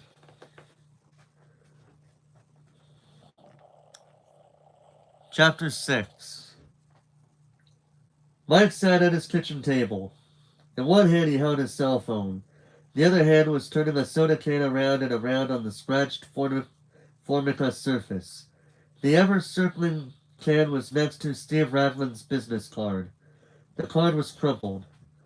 Sweat beat, sweat beaded the outside of the soda can, and Mike's fingers were wet and getting wetter. Still, he kept turning the can. He couldn't bring himself to do what he knew he needed to do. Mike glanced over at Abby, who sat on the sofa watching a noisy cartoon. Mike wasn't sure what she was watching, but there was howling coming from the set and a lot of raucous laughter. It was getting on Mike's nerves. Well, no. The sounds of the TV weren't really what was getting on his nerves. It was Abby herself who was bugging him. As Abby watched the TV, she frequently pointed at it, and then looked to her left as if sharing a moment with someone Mike couldn't see. Another invisible friend. What was Mike going to do about Abby's imaginary friends? Looking away from Abby, Mike's gaze landed on the custody papers he tossed onto the table when he and Abby had gotten home. He left them face down, but he knew he needed to pick them up and put them away. Abby didn't need to know what was going on. Yet. Mike stood and stuffed the papers in a kitchen drawer. The papers reminded Mike of Jane's plan. Mike's attention shifted back to Abby. See? Abby whispered. Bears can do that. A horrifying thought leaped out of the miasma of confusion in Mike's head. How would Aunt Jane deal with Abby's invisible friends if she had custody? As soon as Mike asked himself the question, he knew the answer. Jane would have Abby put in some kind of institution, and once Abby was put away, Jane would find a way to take all the money in Abby's trust fund.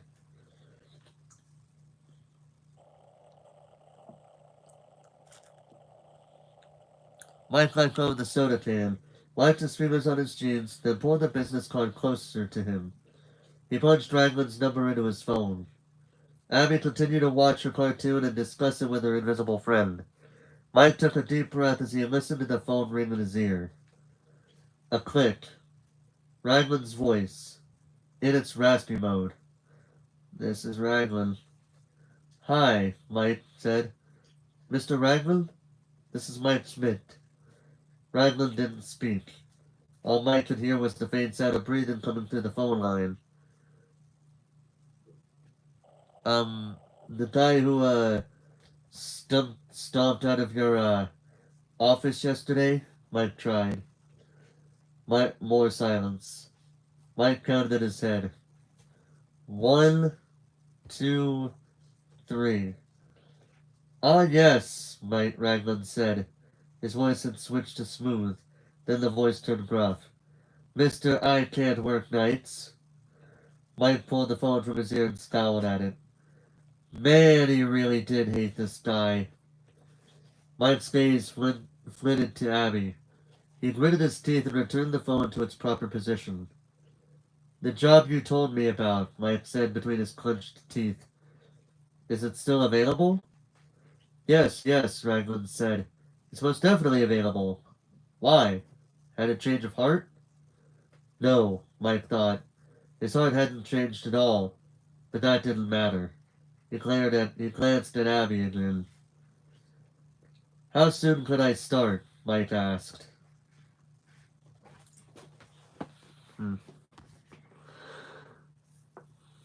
Don't let anyone upset you. Ignore all them haters anyway, since I'm looking for a different video. I wish you a good... Anyway, since I'm looking for a different video, I wish you a good day and everything good in life. Well, you know what, Gameboy? Same to you. Now, don't get me wrong. I know not everybody is going to be trying to be offensive. The only time I can honestly recall someone honestly getting offended by what I look like, I remember I was working at Walmart for about a year. Um, and one time, out of the few times where I've been asked by kids, like, why I look the way I do, or however they wish to put it themselves, even if the parents are like, hey, don't ask them like that. I still answer the question, but still. Um, there was this one this teenage girl that was that just asked me what happened, like why do you look like that or something. I can't remember exactly how she put it. Um, so I answered the question like I normally do. Her mother is busy putting groceries and stuff on the conveyor belt so I can ring her out. And then this teenage girl just literally opened her mouth and said, "Who's interrupting the damn story time, you asshole?" Oh, that's not an asshole. That's my father. That's not an asshole. That's my father. Uh, he's not an asshole. Not really. Anyway,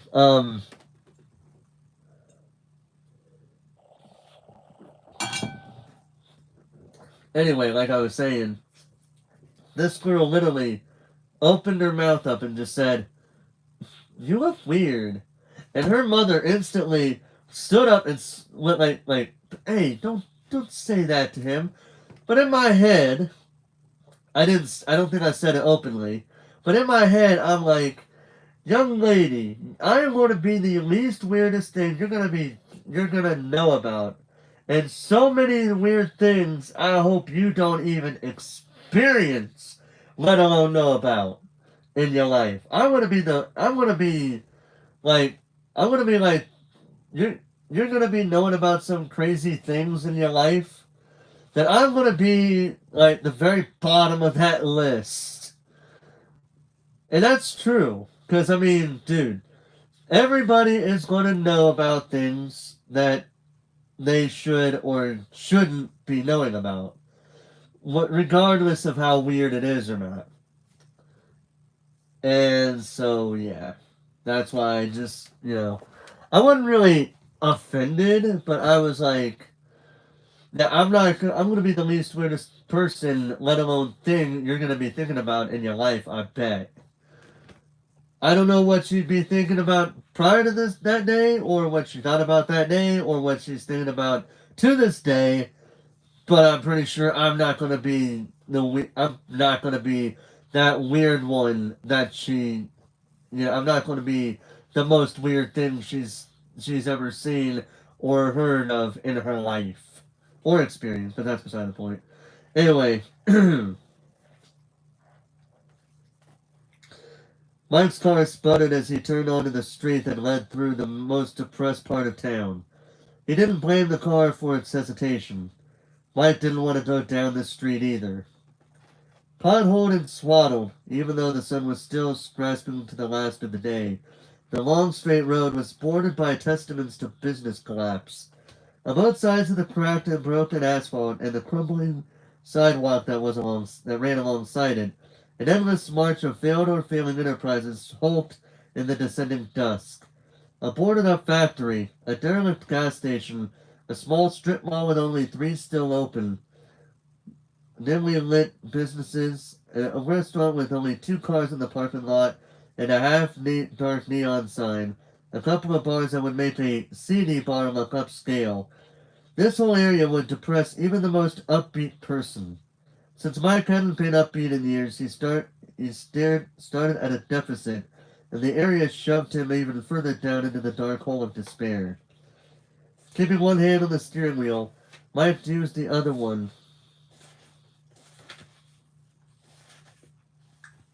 To hold up the piece of paper he'd scribbled Raglan's directions on. The paper was the cover page of the custody papers. Mike frowned at the directions and leaned forward to peer left and right through his windshield. "Where the hell is this place?" he asked.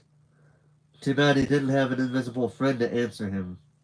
Instead of a helpful invisible friend, Mike had Raglan's voice in Simpson mode in his head. So here's the deal, Raglan's voice replayed in Mike's mind. The voice rose and fell and sounded muffled, as it had when Raglan had spoken over the phone. This place, it's pretty out there. It was hugely popular with the kids back in the 80s, but it's been shut down for a long time now.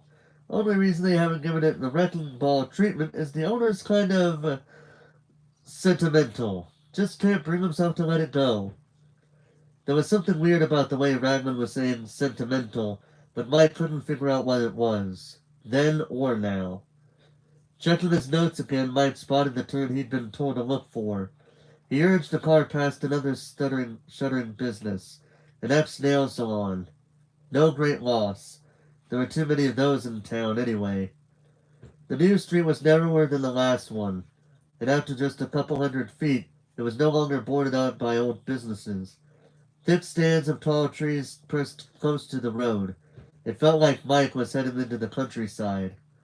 Before things got too rural, though, Mike saw a deserted parking lot.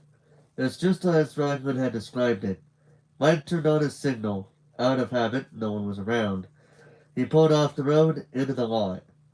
As his car crept forward, swirls of dying leaves skimmed across the cracked pavement, illuminated by a car's headlights. A few paper cups, a discarded newspaper, and a wadded up fast food bag skidded past with the leaves. Mike pulled his car further into a lot designated to hold at least 50 or more cars. Judging from the faded to almost invisible white paint demarking the parking spots, it hadn't held that many vehicles in a very long time. Mike pulled into what once would have been the prime parking spot, just a few feet from the night-shrouded entrance of a building that was so hidden in the dark it was little more than a sprawling shadow. Surrounded by trees and far removed from other businesses, the building had no exterior lights. The old car's headlights didn't do little to give Mike a complete picture of the place. All he saw was red double doors and a boarded up window. Mike turned off the engine. Typically, it chugged for a few seconds and then went quiet. Mike looked out his side window. Even though only minutes had passed since Mike had reached this part of town, dusk had abruptly given way to the night, a night completely lacking in any sort of lighting. Mike was 100% sure he was not in a safe place. But there was no turning back now. Looking left and right, Mike steeled himself. He picked up the backpack he'd loaded his overnight needs in. He got out of the car and slung the bag over his shoulder. Making sure his car was locked, as if anyone would want to steal it, Mike took a few steps toward the barely visible building entrance. Once again, Mike heard Raglan's voice in his head. Back to the rasp.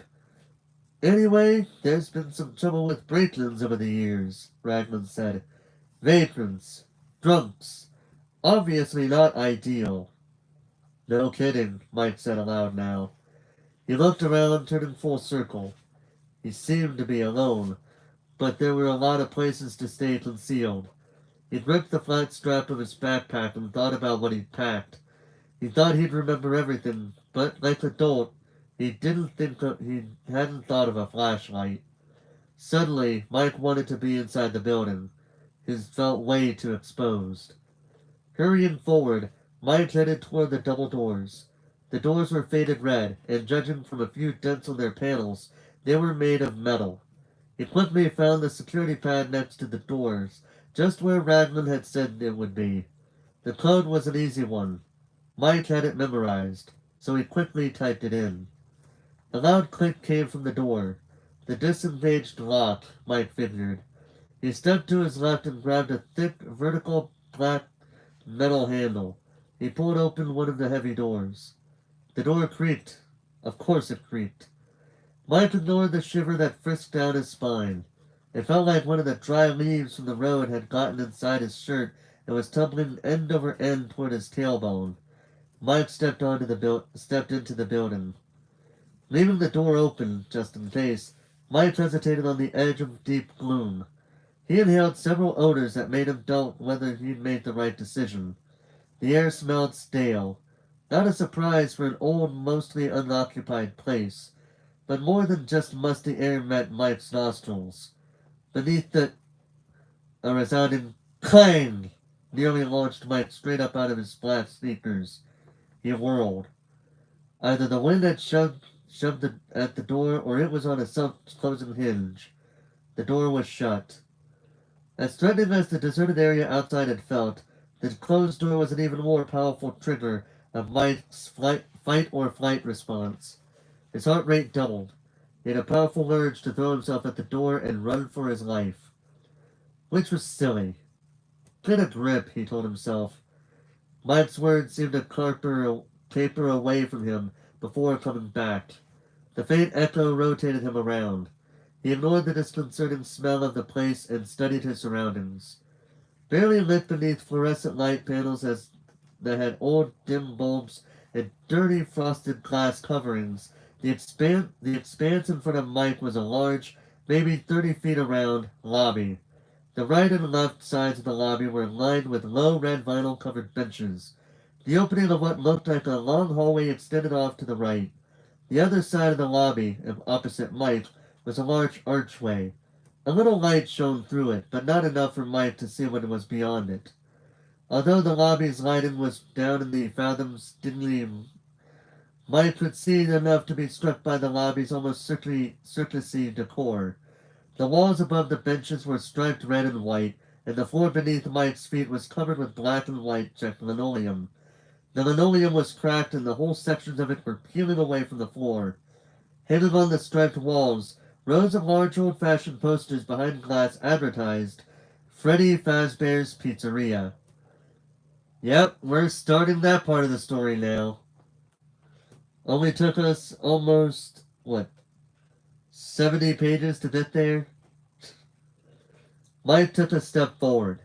His shoe caught on a curl of linoleum, and it crackled. Once again, Mike heard Raglan's voice in his head. The security system's dated, but it's fully operational. Floodlights on the exterior. Cameras inside and out. Dog barking. If I had guessed, it was probably my Siberian Husky Mustang. Yeah, maybe. Fair warning. The power can be a bit screwy. If you have any issues, you'll find the system breaker in the main office. Just give it a flip. As soon as Raglan's voice faded from Mike's brain, the already weak overhead lights flickered. Mike looked up at them. Oh, no you don't. He'd better find the office, he thought, quickly. Mike crossed the lobby and looked down the hallway. The 6-foot-wide corridor was long, and it wasn't any better lit than the lobby.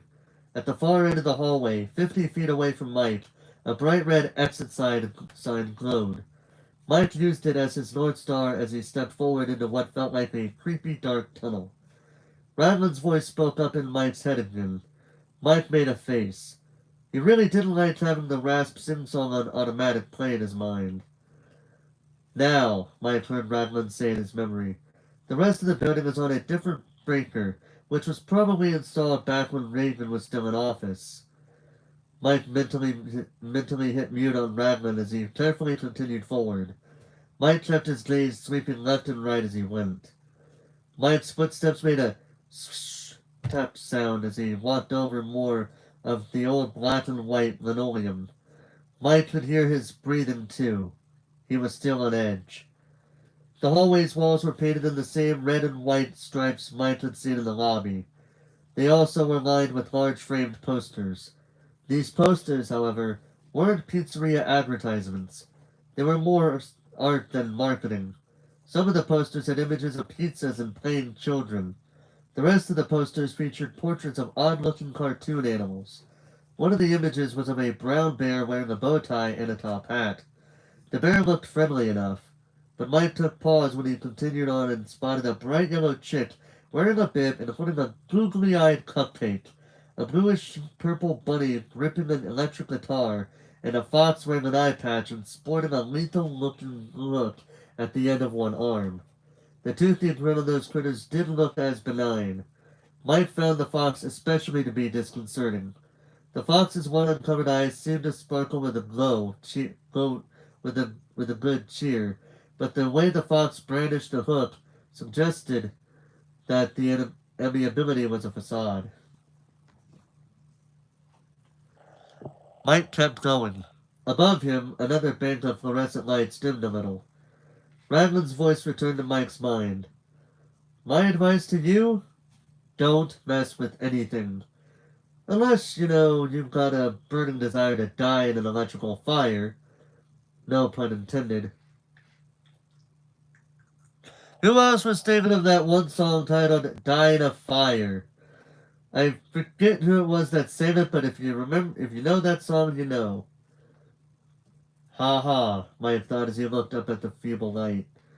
Mike took another step and he stiffened when he heard a loud crunch. He looked down and relaxed. Just broken glass on one of the poster frames.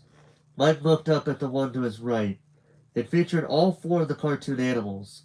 All but the fox stood on a stage behind old-fashioned microphones. The fox was off to the left, on his own purple curtain stage. I have to think about that. Was Foxy's, was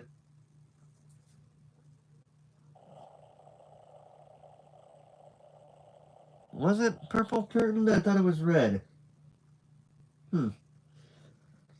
Something about the separation felt threatening to Mike.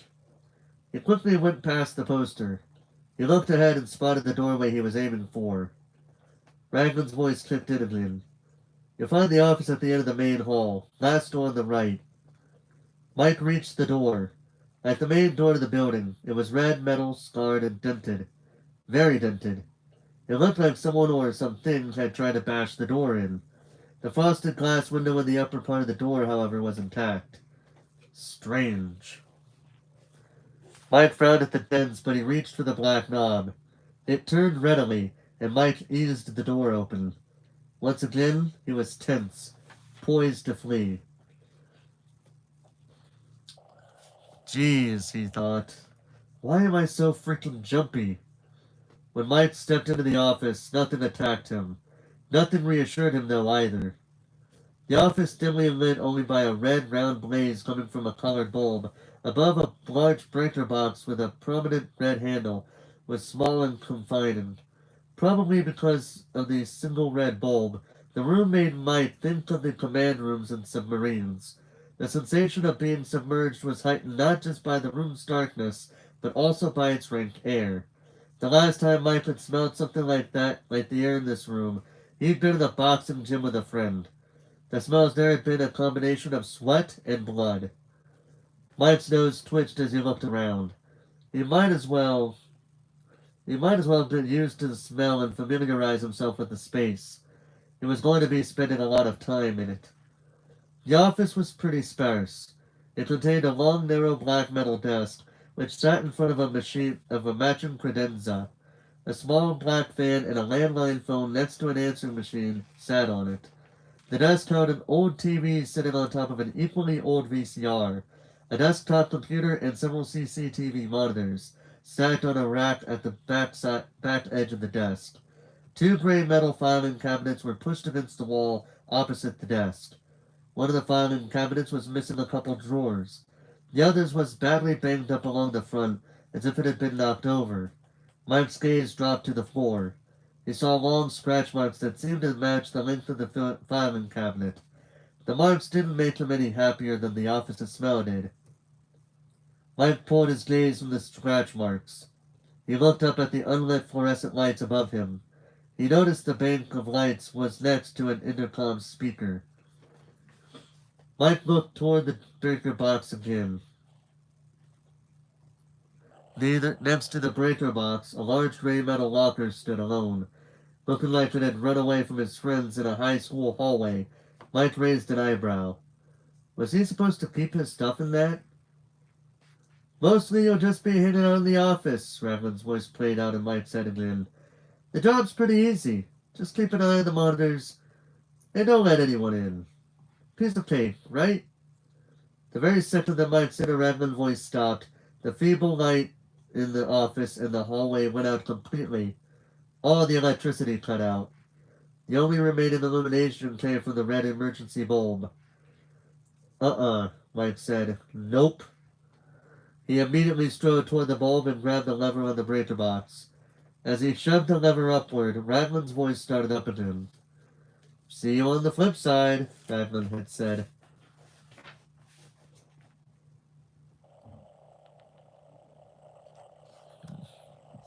Yeah, we're already approaching the 2-hour mark, so I'm probably going to go ahead and end it there. So, basically, we're going to be starting his night there. And,